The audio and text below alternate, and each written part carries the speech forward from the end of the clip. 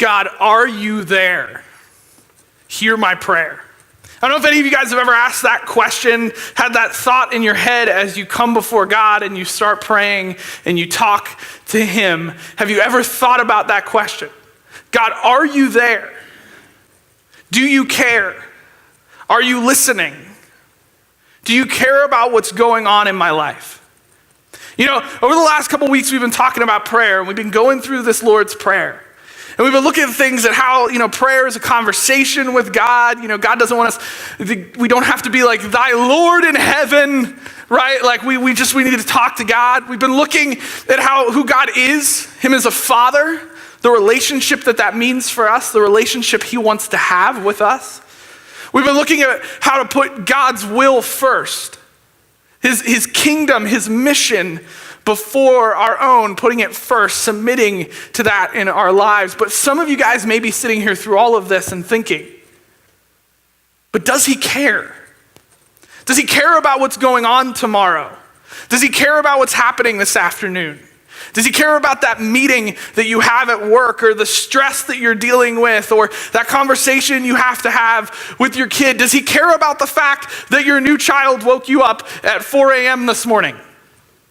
Does he care?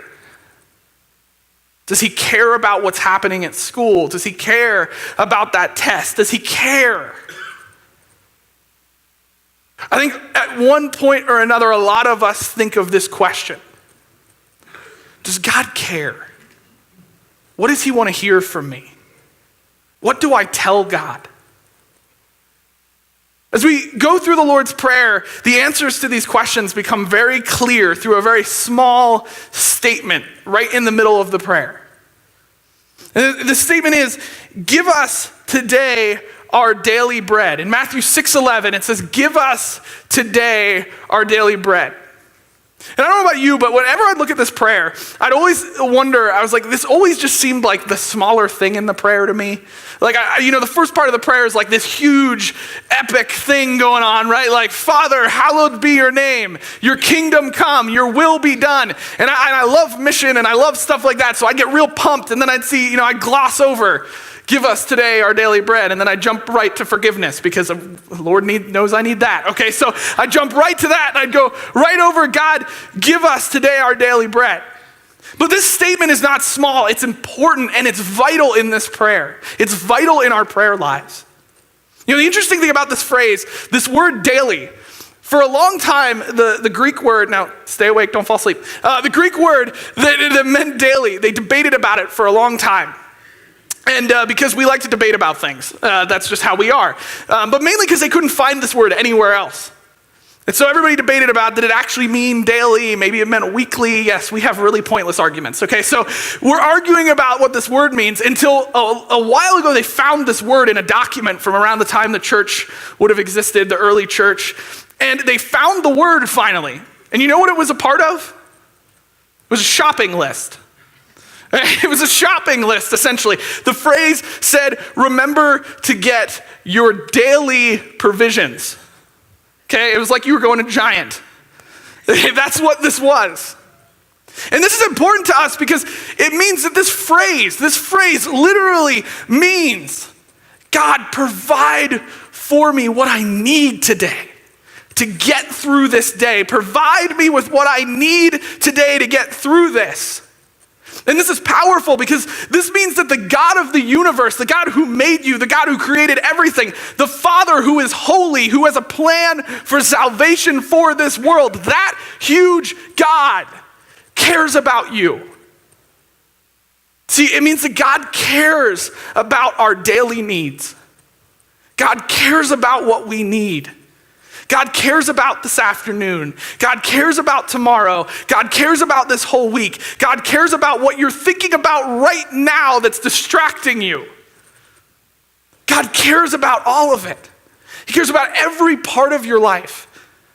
And I think it's easy for us to say this, but not really believe it. I think deep down inside, if we're honest with ourselves, a lot of us will turn to God, will tell God things, but deep down inside, we really think, God cares a lot more about the big spiritual things than whether or not I'm stressed out while talking to my kid today. Okay, deep down inside, I think we really do have this view of God that he's this big God who, he'll help us, but he doesn't really care about all that small stuff.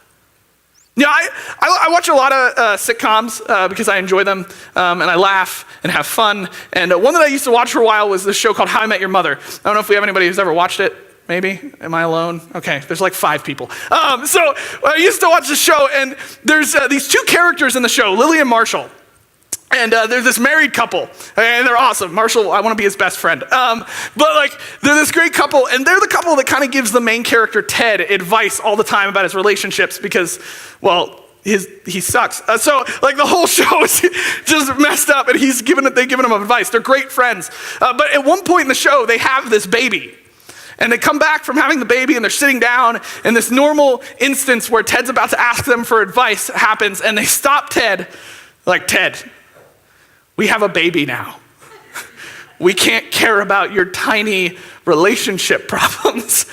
And you go, unless it's an 8 or higher, don't tell us. Okay? Some of you guys are these are horrible friends. Some of you guys who just had a baby is that is genius. Okay? But here's the deal. I think we can view God like that all the time. That when we come to God, if we bring things before God, in our heads, we're thinking that this God in the universe is up there, and he's saying, I don't have time for the anger you're dealing with today. I'm the God of the entire universe. I don't have time for that meeting today because I'm the God of the universe. I think sometimes we think God has an 8 or higher rule. But he doesn't have an 8 or higher rule. He cares about everything. He cares about your whole life. A good example of this is in a story that we see in Exodus with the Israelites, where God literally provides them daily bread. It's not a metaphor. It literally happens. Okay? And he brings Israelites. And to give you a little background on this, the Israelites had just escaped Egypt, right? And so they've been running around for about a month and a half. And we come into this part here in Exodus 16. And it says this, the whole Israelite community set out from Elim and came to the desert of Sin, which is between Elim and Sinai. On the 15th day of the 2nd month after they had come out of Egypt in the desert, the whole community grumbled against Moses and Aaron. The Israelites said to them, if only we had died by the Lord's hand in Egypt. There we sat around pots of meat and ate all the food we wanted. But you have brought us out into the desert to starve this entire assembly to death. Then the Lord said to Moses, I will rain down bread from heaven for you. The people are to go out each day and gather enough for that day. In this way, I will test them and see whether they can follow my instructions. This is a classic Israel moment, okay? Classic Israel moment.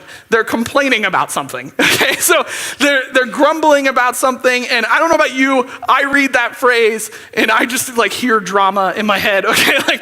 Like you should have left us to die. Okay, but I think that's misreading that. I think often we can come to Israel with this image of a kid in the back of the van when we're driving on vacation saying, are we there yet? And then 5 minutes later they ask, are we there yet? And you wonder if your kid ever had eyes, right? Okay, but this is not what's happening here. This is not what's happening here. When the Israelites escaped Egypt, they didn't have time to prepare for 40 years of adventuring. They grabbed what they could, they ran, they went out through the Red Sea being chased to death, and they've been running ever since for the last month and a half. In this wilderness, we're not talking berries and singing squirrels, okay? We're talking sand and rocks and desert and desolate places. So these Israelites are in desperate need. They are in real need of food. They are getting hangry, okay? They are in need right now. And the interesting thing about this story is that God doesn't come down on them. He says, I'm going to provide for you. I'm going to care for you. I think what this teaches us is that God really does care and that we can bring anything to God. We can come to God with anything we need. Even in those moments when we're struggling and when we're bringing it before God, we're literally arguing in frustration with God. God doesn't care. He wants us to come to him. He wants us to tell him. He cares about every single part of your life. He cares as much as when you're suffering to put food on the table as he does when you're just suffering to get your kid to eat food this morning. God cares about all of it. He cares about every single part of it. He cares about your stresses, your anxieties. He cares about that meeting tomorrow. He cares about that doctor's appointment. He cares about how you parent your children and what's happening with that. He cares about your school. He cares about all of that. He cares about every second of your life. We can come to him with anything, absolutely anything. See, God wants us to come to him with anything, and then he wants us to lean on him. God wants us to daily lean on him. He wants you to daily lean on him. God cares, and he wants you to lean on him. I think this is why when the Israelites call to him, he doesn't yell at them, but he says, I'm going to make it rain. Because God knows that they're in need, and he wants his people to turn to him and lean on him. It's also why God says, I'm going to use this to teach them how to follow my instructions, because God knows, whether they realize it or not, that they cannot live one day without him, and they need him, which means they need to lean on him and stop trying to do life on their own. There are harder things coming for the Israelites, and God knows if they turn away from him and try this on their own, they're going to regret it, and they need to lean on him. They need to turn to him. God's trying to teach them, you need me. Even in the stress this morning, you need me. In that conversation yesterday, you needed him. You need God in every part of your life, not just the big stuff, not just the revolutionary stuff, not just the crazy stuff. We need God when we get cut off on the road. We need God everywhere. We cannot do this on our own. We need to lean on him. He wants you to come to him. He cares about you. I don't know, how many people here have ever been on crutches? Anybody? Like, okay, so, I've never been, no, I'm just joking. So I've never been on crutches, mainly because I don't think I do enough adventurous things to hurt myself. Maybe I should do more. But I had a friend in high school, his name was Zach. And he played soccer, and Zach used to get injured all the time.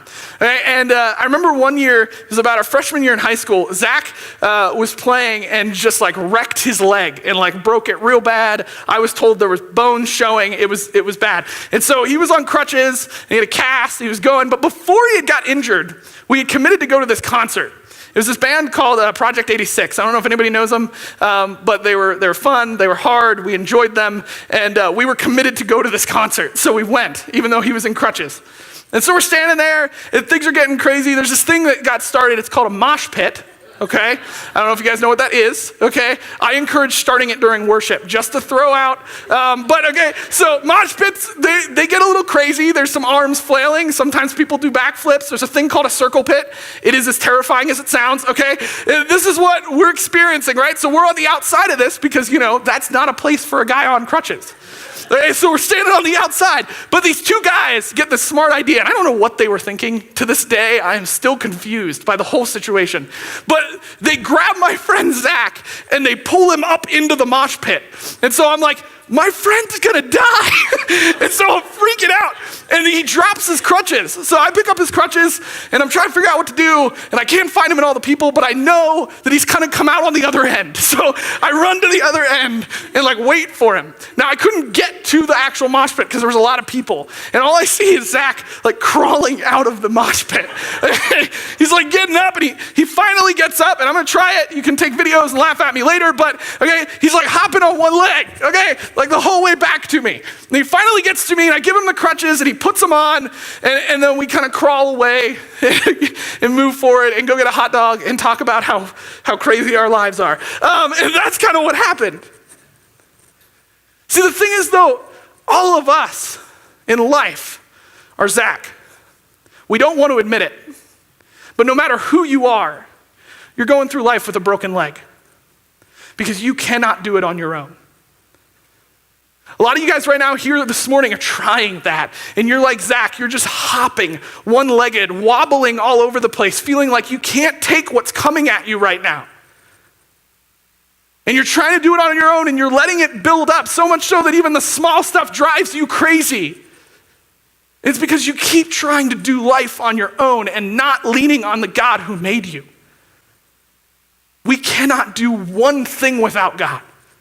We need him always. We need to lean on him always. We need him to walk forward in life. We need him to live. We need him in every situation in our lives. So we need to stop trying it on our own and go to the one who cares about us.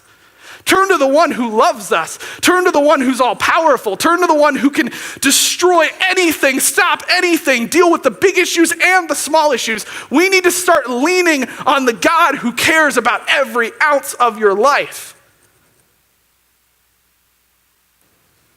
Give us our daily bread. God wants us to turn to him, to stop trying to do it on our own, and finally say, God, I need your help. This is what I need. This is what I need help with. Please help me. And we need to do it every single day. That's why it doesn't say my yearly bread. It says my daily bread. We need to do this every day. Turn to the God who cares about us. Turn to the God who can help us live life like we were made to live. We need to turn to God because he cares about every single part of your life. So give every single part of your life to him. And stop trying to do it on your own. Now, the incredible thing about this is as we start to give this over, and because God cares about us, this incredible truth means something even more important for us. See, because if God really cares about everything, then it means we can trust him with everything. We can trust God to provide what we need daily to do his will. We can trust God to come through for us. We can trust God to help us get through this day. We can trust God to help us get through tomorrow, to get through the next day, to get through the day after that. And we can do it in a way he calls us to do it because he can help us, because we're not on our own.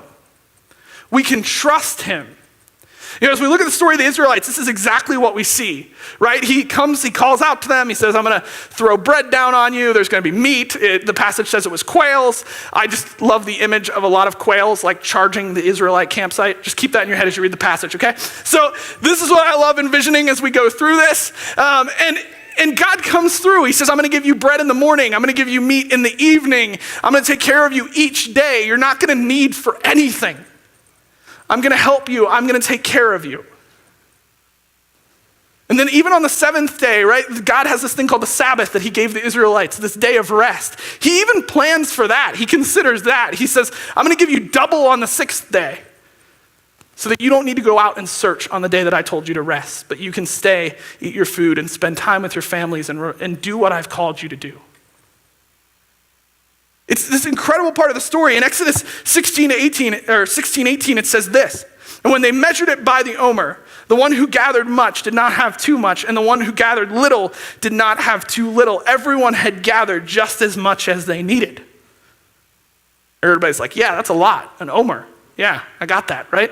No, it's like 2.5 liters, I think. I looked that up. Don't pretend like I know these things, okay? So, but they got what they needed. It says that people didn't need too much. They didn't need too little. The people who needed this much got this much. The people who needed that much got this much. That God provided exactly what they needed.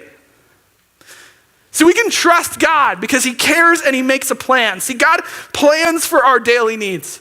When we call out to God, when we give things over to God, he has made a plan for how to get you through that day. He has made a plan for how to get you to the end of the day and into your bed alive and well. God has made a plan to get you through that meeting. He's made a plan to get you through what's going on at work. He's made a plan to get you through what's going on in life. God has made a plan to provide your needs to you.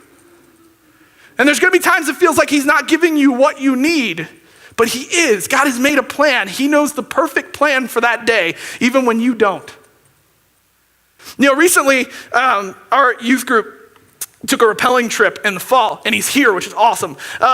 This guy named Dutch, he's a great guy. He's in the back. He's probably going to hate me now, which is fine. But he's a fantastic guy, and took our youth group out. I met him through Craig Merrifield, and was a great guy. Kurt's like, you have to go with this guy. In my head, I'm thinking, off a cliff, that's not great. But then we made a youth group trip to go. And so we went in the fall. It was a ton of fun. We brought the adventurous students along who weren't afraid to die. And then we went on this rappelling trip. And I have this thing in life that often happens. It's called present Josh versus past Josh, okay? So what this is often past Josh will commit to something, and then present Josh will look back and say, you are a moron, okay? That is often what happens. And I had this Friday night before this rappelling trip. Listen, those of you guys who know me know that I am not the type of guy who's often like, oh, let's go off a cliff. That seems like fun. That's not me. I think we naturally are, held with this idea that, going off large things down to a fall drop, big drop, is not necessarily what we should be doing. So Friday night, I actually started to get really nervous about this. I'd never done rappelling before, and so I started to get nervous, and we showed up Saturday morning, getting ready to go, and of course I have to pretend like I'm not nervous because I don't want to make the students nervous, and so I'm trying not to. I don't know how well I did. I'm pretty sure Craig knew. I was freaking out a little bit on the inside, okay? So we get over there, we get stuff going. I'm holding my helmet with dear life. And we get up to this part of this cliff, and I think I have a picture of it. It looks like that, okay? So that's what we were doing. Okay, some of you guys who are smarter are like, that's big. Some of you guys who are not, that's great for you. But so I'm freaking out a little bit. And so we're sitting there, and Dutch starts to go through his plan of what we're going to do. Like, he starts to walk us through what we need to do. In my head, when we were going, I was thinking, we're going to get these huge harnesses. And then Dutch hands me these ropes and has this check and tells us to tie this around us and shows us how to do it. And some of you guys are making faces. In my head, I was thinking the same thing. I'm going to die today. So I'm freaking out a little bit on the inside. And so we get up to the top of the cliff, the students go down. I waited a little longer because I wanted to make sure the students were okay. Which was a horrible idea because I am freaking out, okay? And so students are going down, and it's finally time for me to go down. And I won't forget that moment when I went down because, going over a cliff is usually a pretty memorable thing in my life, okay? So we went over though, and I made it down fine, okay? Probably somewhat fast, I don't know. I felt like I was flying because I wanted off that cliff faster than anybody else, okay?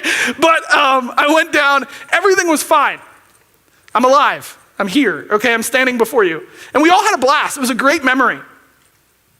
The thing is, I was doubting Dutch and his plan, which was just ridiculous because Dutch knows way more about rappelling than I do. Okay, if I had led the trip, I would not be here, okay? So he knew what he was doing. I think often we do this with God's plans. We think God's winging it. We think he's not planned out in detail how to take care of us. The leaders on that trip had a plan for how we were going to get down that cliff alive and fun and have a great time and experience some really cool stuff as a group. They had a plan for that. It worked because they knew what they were doing. God has a perfect plan for how to provide for you.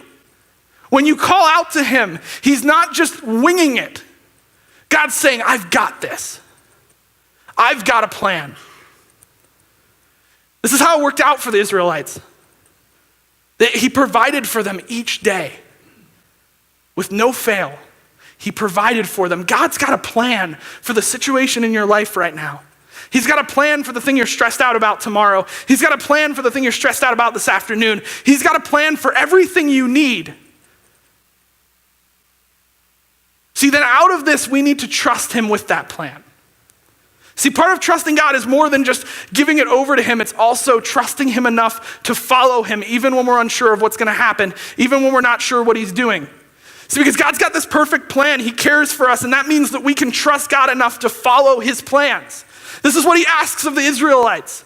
He says, here's my plan for how I'm going to feed you every day, and I need you to follow that plan. I need you to follow it to the T. And they have a problem with this. The Israelites don't do this very well. They start to follow the plan, but then one of the days, some people try to hoard food, okay, because they're not sure they're gonna get food the next day, and then that food doesn't work, it falls apart, it rots because they're trying to do it on their own, they're trying to do it apart from God. And then on the 6th day, they come up, they store a bunch of food, but some people don't really trust that God's gonna do what he said he's gonna do the next day, and so they get up and they go out looking for food, and all they find is sand, okay? They don't find anything because God gave them what they needed, and they needed to trust him. And this is the first point in the story that God actually comes back at the Israelites with some rebuke. He comes back and he says this: the Lord said to Moses, how long will you refuse to keep my commands and my instructions?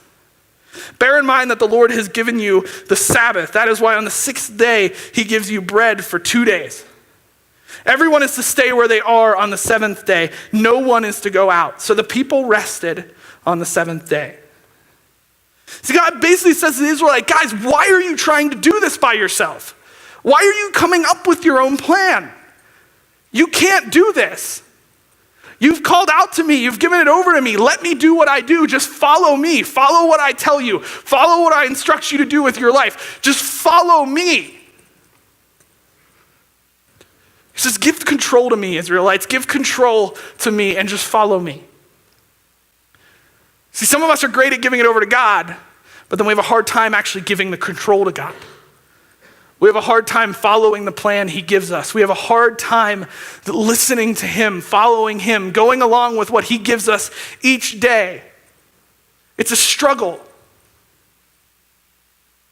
You know, when I first started driving, I remember I got in the car, and my dad only taught me for a little bit because that was a mistake, and we switched over to something else.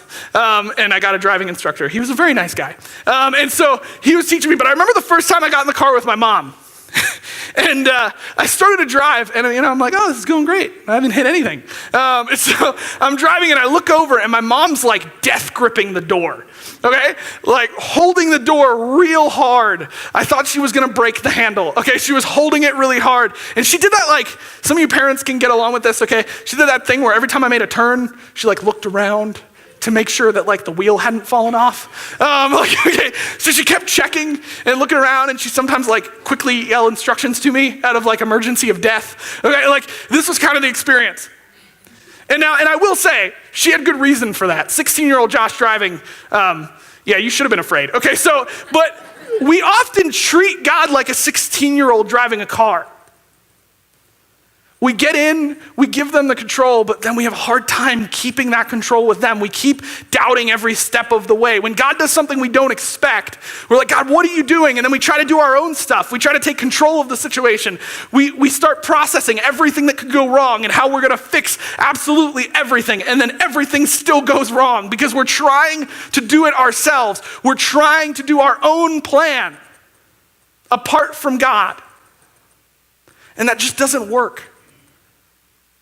See, this whole process of daily praying to God and giving it over, giving trust over to him, that means every day we're turning to God and saying, this day is yours.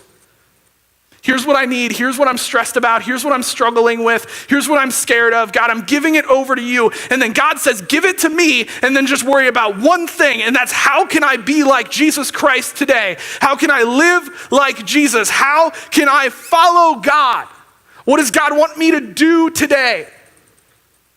That's the only thing we worry about, we concern ourselves with. How does God want me to interact in my family? How does God want me to interact at work? How does God want me to live? How does he call me to live? How does he call me to treat people? How can I love like Jesus loved? How can I care like Jesus cared for people? That's what it means to give up control to God. It means that I'm giving you my needs. I'm giving them over to you. I'm turning to you. I'm crying out to you saying, God, this is what I'm struggling with. And then we keep walking the way God tells us to walk. And then if we get distracted again, the worry comes up. Instead of focusing on that need, focusing on that worry, we immediately stop and we turn it over to God again, because I hate to tell you guys, we're gonna have to do this over and over and over and over again. If I've learned anything, it's that I need to pray to God a lot during the day, okay? We need to turn it over to him, because the things that we need in life, they are important. But if we hyper-focus on them, if that's all we care about, we lose sight of what God's trying to do with us. We lose sight of the plan God has for us, and we start to do everything we can to make sure those needs get met. And it distracts us from what God's calling us to do. You know, Glenn said a line a while back in this series that stuck with me. If we knew what God knew, we'd want to do what he wants us to do. That was my paraphrase version. Don't hold me to that. That was somewhat like what he said, okay? But it's so true. So we need to daily keep submitting what we have to God. Waking up in the morning and saying, God, I've got this meeting today. I've got to run my kids to 7 different places because they're really great at sports. I've got to run my kids here. I've got to do this. We got to get dinner ready. God, I don't know what to do. Just take this from me. Help provide what we need today. And then just keep going through and doing life the way God calls you to do. It doesn't mean that you ignore responsibilities. It doesn't mean that you just sit down on the couch and wait for things to happen. It means that you live your life not focusing on what's going to come and focusing on what God wants you to do when it comes. It means living for God every second of every day, and when we get distracted, we turn to God again and we say, God, I'm distracted. Or when God does something and we don't understand it, it's okay to sit down before God and say, God, what are you doing? God, I need this help. But then when we're done with that, we get up and we keep trying to follow God. We keep going the way God calls us. You know, in the Lord's Prayer, or not in the Lord's Prayer, in the Sermon on the Mount, the Lord's Prayer is within that. And Glenn's been talking over this series and has mentioned a couple times that the Lord's Prayer is not separate from what's happening in the Sermon on the Mount. There's a lot of connections. And in Matthew 6, that's totally true. As Matthew 6 comes to a close, there's this passage that we all know very well. And it's this passage about, that God has created the animals. He's created creation. He's created everything. Why are you worried? He cares so much more about you. He cares more about you, so he's going to provide for you. Stop worrying. Stop focusing on all the things you're unsure of and start focusing on the one thing you're sure of, God. And Matthew 6 ends this way. It says in Matthew 6:33-34, it says, but seek first his kingdom and his righteousness, and all these things will be given to you as well. Therefore, do not worry about tomorrow, for tomorrow will worry about itself. Each day has enough trouble of its own. It sounds so similar to how the beginning of this prayer funnels with this line that we're talking about this morning. God, your kingdom come, your will be done. Give me today my daily bread. Provide for us. So this is what's so important about the way that this Lord's Prayer flows. The way that it goes. It's so important because it's us saying, God, I trust you. Here's what I'm struggling with. Here's what I need. And then focusing on his purposes, his will, his mission every single day and trusting him to take care of the things that we can't deal with. Trusting him with the small things, with the big things. It means every second of every day saying, God, this is what I'm struggling with, and then turning around and focusing on how you live like Jesus and following him. God says, that's your main worry. Follow me, live like I call you to live, and I'll take care of the rest. And if there's something you need, if there's something you're struggling with, it's okay. Be honest with me, talk to me, tell me, give it over to me, and then just keep following me. I promise that I'm never going to abandon you. See, God never abandons us. This is why we can trust God to take care of everything so we can do what he calls us to do. It's because he never abandons us. There's this incredible verse at the end of the Exodus passage, at the end of this story that we often gloss over. It's in verse 35. It says, the Israelites ate manna for 40 years until they came to the land that was settled. They ate manna until they reached the border of Canaan. 40 years God did this. I'm 27. That's older than me. And some of you guys are like, well, duh, you're young. Okay. But 40 years. 40 years. Everybody hearing that? God did this every day for 40 years. He gave them bread in the morning. He gave them meat in the evening. And he kept them alive for 40 years. And when we have a bad moment in the day, we think God's forgotten us.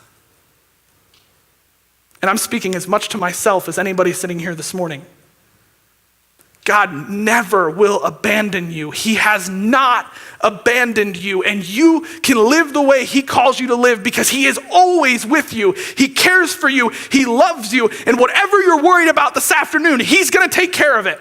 Whatever you're worried about on Monday, Tuesday, Wednesday, Thursday, he's going to care for it. He's going to take care of it. He is there. He is with you, and he's never going to let you go. So give it over to him. Give it all over to him. I don't know what any of you are struggling with today. There's a lot of people here, and I can't tell you exactly everything you're dealing with, but I can tell you that God cares about it, and he cares about you, and he loves you, and he wants to help you. So stop trying to do it on your own and just give it over to him. Stop worrying about it all and just give it over to him and follow him. Don't wait one more second. Just give it over to him. Stop trying to deal with it. Stop trying to worry about it. Stop trying to figure out how you're going to fix it. God will help you. He's got you. He's never going to let you go. Trust him with everything, every second of the day, and follow him. So the question is, what does God care about? The answer is simple. You. Let's pray. Father God, I thank you for this morning. I thank you for this group of people here in this church and just everything that you do here, Father. I thank you for that. I thank you for your love. I thank you for the way you care for us, the way that you help us, and the fact that you love and care for every second of our day. Father, I just pray that you just help each one of us today to just turn to you. Father, you are incredible, you are loving, and you are all powerful, and I thank you for that. I pray that you just help each one of us to turn to you, to lean on you today, to lean on you this week, to lean on you tomorrow, the day after that. Father, just help us each to do that so that we can follow you. I pray this in your son's name. Amen.